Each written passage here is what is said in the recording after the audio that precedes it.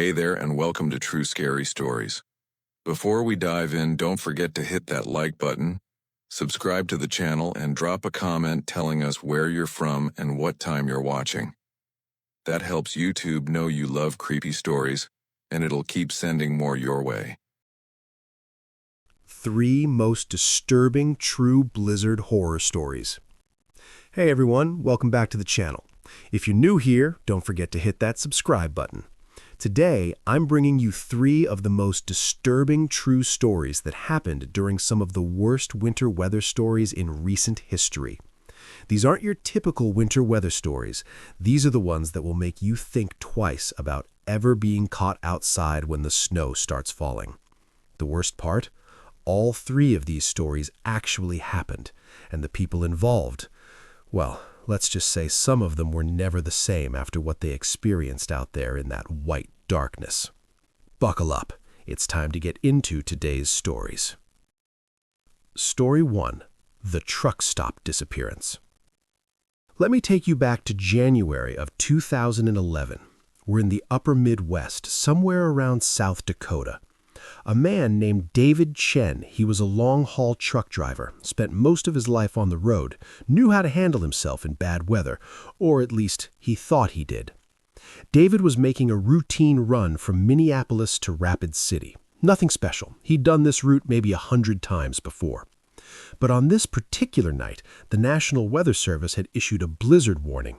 Visibility was supposed to drop to nearly zero. The wind was supposed to get absolutely brutal, somewhere around 40-50 miles per hour.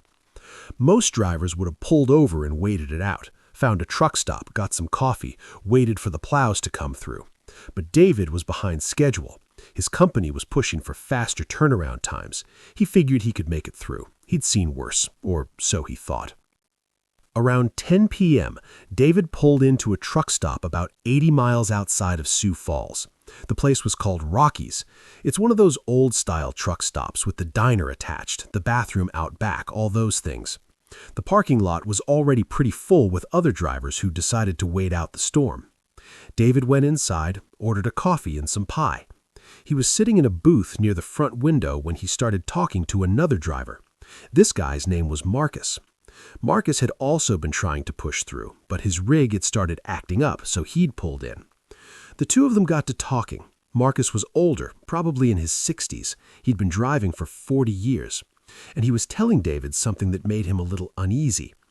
Marcus said that this particular truck stop had a strange reputation among the regulars. He said that during bad storms, sometimes drivers would go missing. They'd either disappear from the parking lot or they'd go to use the bathroom out back and just never come back. David laughed it off. He figured it was just one of those urban legend things the truck drivers tell each other to pass the time. You know how it is. People love a good story, especially when they're stuck waiting for weather to clear up. But Marcus wasn't joking.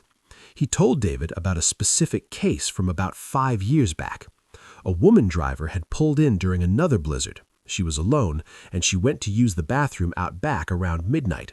40 minutes later, when she hadn't come back, one of the other drivers went to check on her. The bathroom was empty.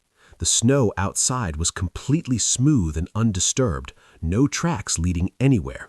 It was like she'd just vanished into thin air. The police came out and searched, but they never found her, never found any trace of her. Some people assumed she'd gotten disoriented in the storm and wandered off somewhere, got lost and froze. But her car was still in the parking lot. Her keys were on the bathroom sink. David said he wasn't too concerned about it. He was planning to stay right there in the truck stop, in the warm diner, until morning. He'd grab a booth, maybe catch some sleep if the place would let him, and then head out once the storm passed. Around 2 a.m., the blizzard really hit hard. The windows of the diner started getting completely covered with snow. The visibility outside was basically nothing. You could barely see the parking lot lights anymore. The wind was making this low, almost mournful sound against the building. There were maybe 12 or 13 people in the diner at that point. A few drivers, a couple of staff members, and the owner, Rocky himself, a large man in his 70s. Nice enough guy, from what David could tell. David was feeling pretty tired by this point. He asked Rocky if he could just crash in one of the booths for a couple hours. Rocky said that would be fine, but he recommended David go to the bathroom first. Gotta get that out of the way before things got too weird. And there was something about the way Rocky said weird that stuck with him. Like he knew something, like he was warning him. David decided to take him up on that offer. He grabbed his keys out of his pocket and walked to the back of the diner where the bathroom was. It was a single stall, just a small room with a toilet, sink, and mirror, pretty standard. He went in, did his business, and as he was washing his hands, he noticed something odd in the mirror. The lights in the bathroom were flickering.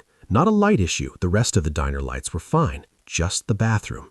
Flicker, flicker, flicker, and then, for just a second, it looked like there was a shadow standing behind him. David spun around. Nobody there, just an empty bathroom. He figured it was just his mind playing tricks on him. The stress of the road, the eerie stories Marcus had told him, the weird vibe of the place, it was getting to him. He grabbed some paper towels, dried his hands, and headed back out to the diner. As he was walking back, he passed by the back door of the truck stop. It was right next to the bathroom, and that's when he noticed something that made his blood go cold. The door was open, not wide open, but cracked, and snow was blowing in, covering the floor with this fine white powder. The wind was howling through that crack like nothing he'd ever heard. He pointed it out to Rocky immediately, said the back door was open. Rocky looked confused. He said the back door should be locked. That door's always locked, especially during bad weather. It leads out to the loading area, and beyond that, nothing but open land and the storm. He went to close it, and that's when things got really strange. He looked out through that crack, and his face went completely pale. He didn't say anything. He just slowly pushed the door closed and locked it tight. David asked him what was wrong. What did he see? Rocky wouldn't answer. He just said it was nothing, probably just the wind, but Rocky was visibly shaken. He went and made sure all the other doors were locked too, and then he turned off the back lights. The entire back section of the truck stop went dark. David asked around what that was all about. None of the other drivers or staff would really explain it. They just looked nervous. It was clear that whatever they suspected happened during storms, they didn't want to talk about it. Around 3 a.m., they heard something, a sound from the back of the truck stop, from the loading area. It sounded like something heavy being dragged across the concrete, slowly, back and forth, and underneath that sound, something else, something that might have been a voice but not quite human. More like wind shaped into something almost like words. Two of the other drivers started panicking. They wanted to leave. They said they didn't care about the blizzard. They were getting out of there. Rocky tried to stop them from unlocking the door, but they overpowered him. One of them got the door open and a wall of snow and wind blasted in, and that's when David saw something. Just for a second, a shape out in the white, tall, impossibly tall, moving between the trucks in the parking lot like he was looking for something or looking for someone. The two drivers froze, and then one of them just walked right out into the snow. Didn't run, didn't scream, just walked right out into the white darkness, and then he was gone. The other driver backed away from the door, and David and another guy managed to slam it shut and lock it. The remaining driver who tried to escape was standing there, shaking, tears running down his face. He kept saying over and over, "He's out there, he's looking for him, he's going to find him." They never saw either of those two drivers again. When morning finally came, the blizzard had passed, the sun was rising, and the snow had stopped falling. Rocky finally unlocked the doors, and everyone pretty much ran out of there. The police came and investigated, but they found no trace of Peter or the other two drivers. David filed a report about what he saw, the shape in the snow, the way those drivers just vanished.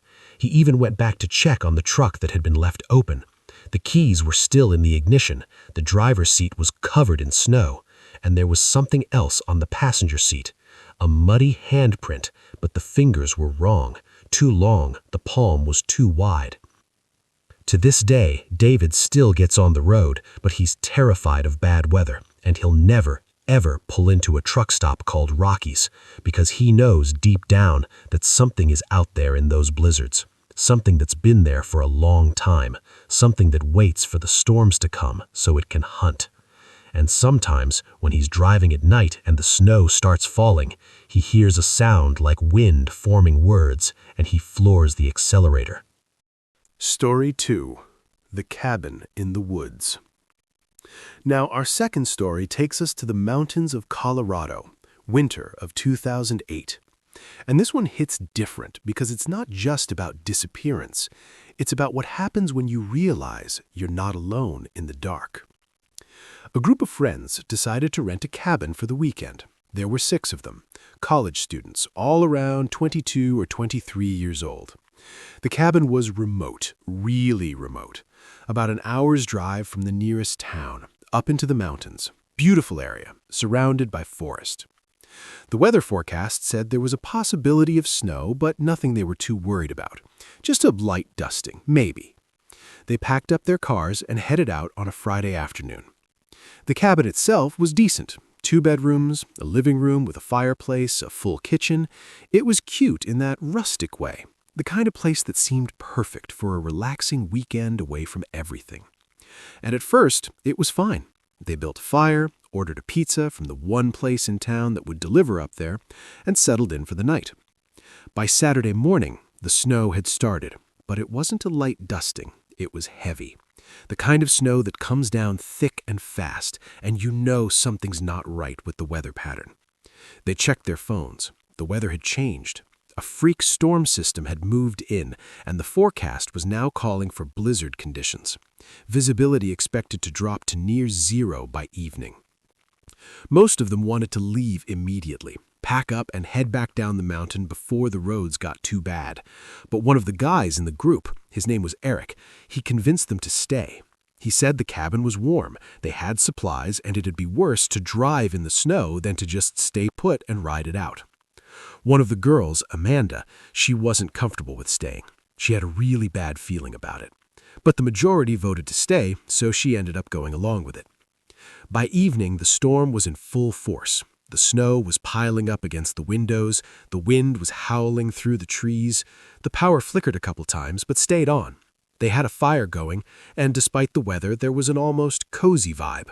They played cards, drank some wine, and tried not to think about being trapped. Around midnight, something changed. The wind got worse, like almost impossibly worse. It sounded like the storm was alive, like it was trying to get into the cabin.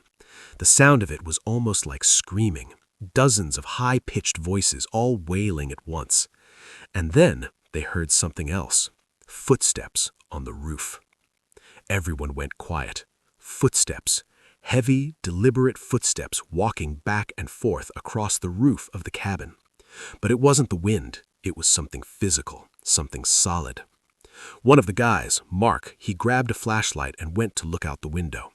The moment he saw outside, he made a noise. Not quite a scream, but close, like his voice got stuck in his throat. Amanda asked him what he was seeing. Mark couldn't answer for a moment, and then he said there were people outside, shapes, standing at the edge of the trees, just watching the cabin. They all rushed to the windows, and sure enough, there were figures out there. They looked almost human, but something was off about them. They were too still, too quiet, and they didn't seem to move naturally. Their movements were jerky, wrong. There were maybe 5 or 6 of them standing out there in the snow, just watching with what seemed like an intense focus. One of the girls, her name was Jessica, she said they should call for help, get the police up there. But when they tried their phones, there was no signal. The landline in the cabin was dead too. The internet was down. They were completely cut off. Eric, the same guy who convinced them to stay, he started acting strange, like really strange. He said they shouldn't panic, that it was probably just people from the nearby properties. Maybe they were concerned about the cabin, making sure it was okay. That was his explanation for why a bunch of strangers would be standing outside in the middle of a blizzard just staring at the cabin. Amanda didn't buy it. She said they needed to lock all the doors and windows. Eric said that was unnecessary, that locking the doors would be rude. Like actually said that. Locking the doors would be rude to these mysterious figures standing outside in the snow. There was an argument, a brief one, because things escalated pretty quickly after that. The figures outside started moving toward the cabin. Not running, not rushing, just a slow, deliberate walk, straight toward the front door. Now Eric, he actually went to the door, started unlocking it. Amanda grabbed his arm and stopped him, and that's when Eric turned to look at her, and his face was completely blank, emotionless, like he wasn't really in there anymore, like something else was controlling him. He said, "They need to come in. They need to check on the cabin." Amanda used all her strength to pull him away from the door and toward the couch. The other 3 people in the room with them immediately locked the door and started checking the other locks, windows, doors, everything. Outside, those figures had reached the cabin. They started knocking. Not aggressive knocking, just steady, rhythmic knocking. On the windows, on the doors, all around the cabin. And it didn't stop. It just kept going. Knock, knock, knock, over and over. And then they started whispering. The 6 friends inside could hear it, whispers from outside, just barely audible over the sound of the wind. The voices were wrong, though, like multiple voices speaking at once, slightly out of sync. One of the guys, Mark, went to check on Eric, and Eric was standing in the kitchen, just staring blankly at the locked front door. Mark tried to talk to him, but Eric wasn't responding. It was like Eric wasn't there. This went on for hours. The knocking, the whispering, the figures just circling the cabin over and over. Every time someone looked out a window, they'd see those same shapes still out there moving around in the snow. Around 3 in the morning, the knocking stopped. The voices went silent. The figures out in the snow simply froze. They just stood there, scattered around the cabin, not moving, not breathing as far as anyone could tell. The friends inside didn't sleep. They stayed up, watching those frozen figures through the windows. And the figures stayed there absolutely motionless until the sun started to come up. As the dawn light broke over the mountains, the figures just turned and walked back toward the forest, slowly, steadily. They walked back between the trees and disappeared into the shadows. When they were gone, Eric snapped back to normal. He had no memory of the night before, no memory of trying to open the door. He was confused and disoriented when Amanda told him what he'd done. By midday, the snow had stopped and the roads were passable enough for them to drive down the mountain. They packed up their stuff and left without another word. They just wanted out of there. But that's not where the story ends. That's where it gets really dark. A week later, Amanda got a text message. It just said, "We're sorry we couldn't come in, but Eric opened the door inside his mind.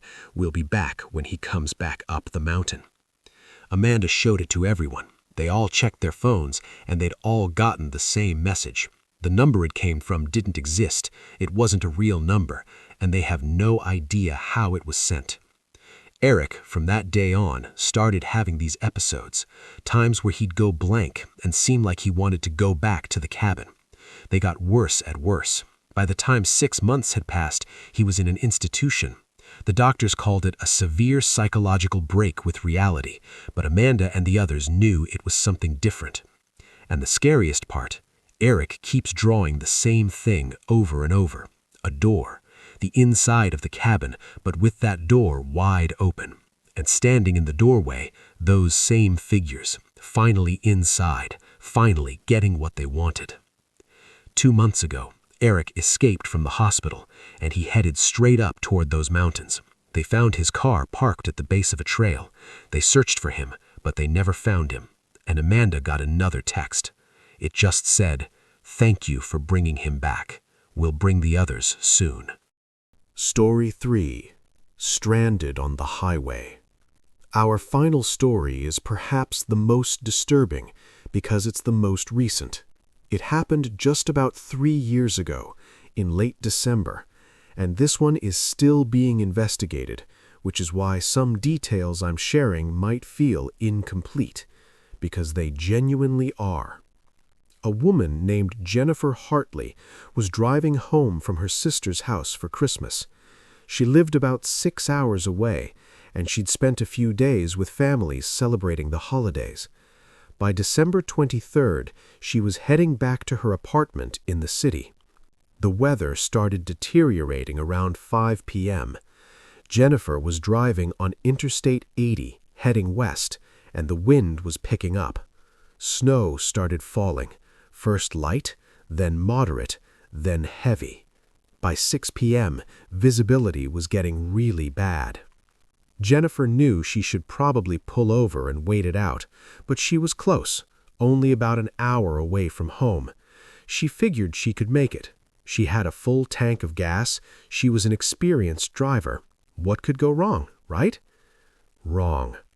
By 6:30 p.m., the blizzard had gotten so bad that Jennifer could barely see the road in front of her.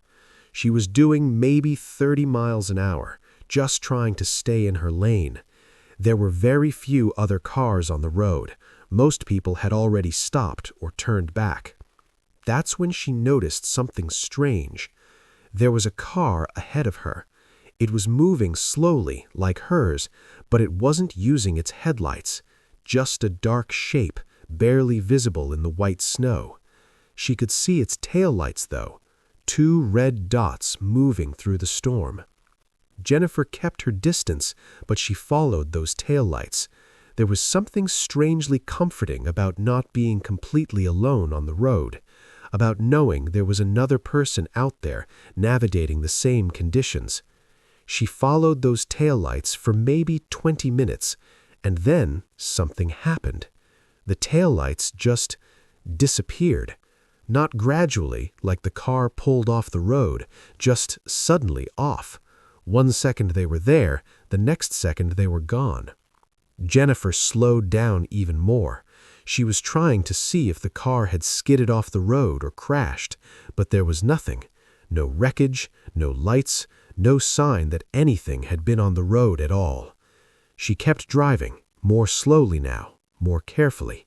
The wind was screaming around her car. The snow was piling up on the road. She was starting to feel really unnerved. About 5 minutes later, she saw the taillights again. Same red dots, same dark shape, but now the car was behind her. It had come out of nowhere, and it was gaining on her. Jennifer sped up a little. The car behind her sped up too, keeping pace. She accelerated more. So did the car behind her. They were both going pretty fast now for conditions, maybe 50 or 60 miles an hour.